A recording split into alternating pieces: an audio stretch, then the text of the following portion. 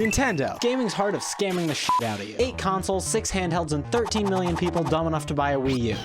From single-handedly standardizing 3D games to single-handedly inventing the thing where a lot of teenage boys first saw porn, Nintendo consoles have had their ups and downs. But the Wii U is an especially dark place in Nintendo's console history, partly because it's sandwiched between 2 of the most successful consoles of all time. So how did one of the most trusted names in gaming manage to fumble what should have been the easiest layup in console history? As far as I can tell, there are 6 reasons, and the first one started before the console even released. The year is 2006, and the Nintendo Wii has just begun flying off the shelves and setting the world record for most useless plastic accessories, now polluting a landfill. The Wii was special because despite being vastly underpowered compared to the competition, only outputting in 480p, and being too lazy to pay for the license to read DVDs, the Wii had one thing that no other console did.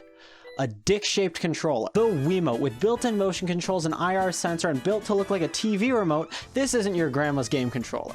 Because it's exactly your grandma's game controller. You can point it at the screen like a TV remote, you can shake it to make things happen sometimes. The buttons are big and in different enough places that you don't need to think about where they are, and if you turn it on its side, it looks like an original NES controller. The Wii managed to perfectly market itself to both casual and more dedicated gamers, and even when that died down, you could still use it for Netflix. But while it perfectly marketed itself to more dedicated gamers, it wasn't perfectly received by them. The forced motion controls and underpowered specs weren't great for encouraging hardcore Call of Duty gamers who eat exclusively Doritos and racism to switch to pointer controls. So the next console was gonna be different. The next console was gonna change everything, and wow, things change fast. The Wii U was announced at E3 on April 25th, 2011, where Nintendo made their first mistake.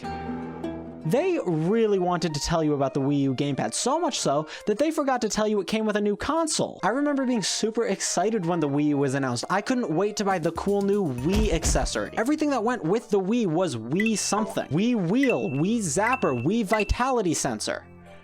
That one never released, but what was it gonna do? I honestly believe that if they named it the Wii 2 instead, it would have sold at least a couple million more units. Most of the presentation focused on what the new controller could do. And all of them sucked! Man, I sure do wish I could play even the smallest sliver of Wii Sports on my floor.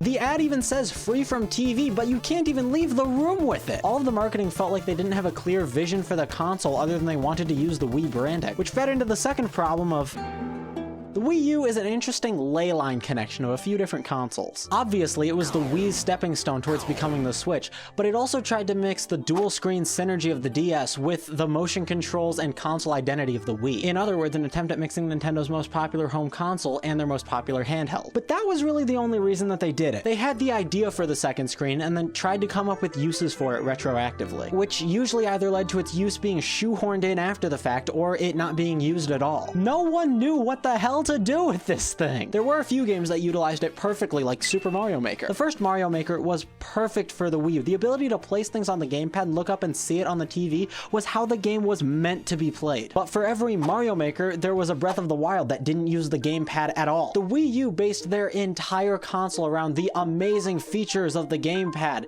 and when they weren't used, it just felt like a waste. They put too many bells and whistles on it only to not fully take advantage of most of them, which is why the console was... This console completely ditched the streamlined simplicity that brought the Wii all of its success. There were too many buttons, too many features that really weren't necessary. Grandma can find the A button on the Wii remote. You try explaining shoulder buttons to her and... The gamepad stripped the Wii U of its ability to relate to everyone. If you wanted to use the Wii U, you had to have a much more complex understanding of game controllers and their layouts. But at the same time was sold as the family option, so more serious gamers didn't want to touch it. Where the GameCube tried to appeal to hardcore gamers and the Wii tried to appeal to a more general audience, the Wii U managed to fail at both. And it was also too goddamn expensive. The Wii U launched with 2 models. The basic set, which came in white and had 8 gigabytes of storage, and the other option being the deluxe set, which came in black with a whopping 32 gigabytes of storage. Some stands for the GameCube and Nintendo Land, but I'm cool, so I got the Mario Kart bundle. And none of that's too much, you know, it's a fun little console, so of course those cost $300 and $350 respectively. The same exact price as the 2 basic models of the PS3 Slim, which came with hundreds of gigabytes of storage and a fucking Blu-ray player. So I could play Nintendo Land on a weird brick that's having an identity crisis, or I could play The Last of Us and watch CGI Zoe Saldana have weird alien sex with CGI Sam Worthington in eye-boggling 1080p. And these are worth the same to you? Packing the unnecessary bells and whistles into the gamepad wasn't just unnecessary, it was also incredibly expensive. The launch PS3 actually had a similar problem, but they were able to cut costs by removing many of the mostly useless features. But the Wii U didn't have that luxury because removing those fancy features would make some games unplayable. The Wii U was able to drop its price by about $50 later, but that wasn't a big enough drop to encourage people to buy it over the competition, especially because the console was still... Now, I know I just compared the Wii U to the PS3, but the Wii U wasn't competing with the PS3. The Wii U released almost exactly 1 year before the Xbox One and the PS4, which can run games that look like this. The Wii U was pretty graphically comparable to the Xbox 360, which came out 6 years earlier. The Wii U was all about trying to recreate the success of the Wii, which includes less of a focus on graphical power and more on console identity. But they forgot the part where the Wii actually knew what its identity was and was also $150 cheaper than the Xbox 360 and the PS3. The combination of the high price point and lackluster specs made it a pretty unviable option for many. And finally, the Wii U had no fucking games. The Wii U had 795 games, 206 of which received physical copies, which sounds pretty good. Until you look at every other console. 2,562 on the PS3, 2,155 on the 360, 2,962 on the Xbox One, 3,320 on the PS4. Even the Wii had over 1,600 games. The Wii U had notoriously little third-party support because it was so hard to develop for, and again, no one knew what to do with this thing. And the few games that did flopped majorly. There's never been a Zombie U2. Overall, the Wii U was confusing, confused, complicated, expensive, outdated, and unsupported. But where most people look at it as an absolute failure, I look at it as a growing pain. The Nintendo Switch succeeded in all the places that the Wii U failed. The marketing was succinct. It knew what it was. The idea was simple. Its price point matched its features and was far less than competing consoles.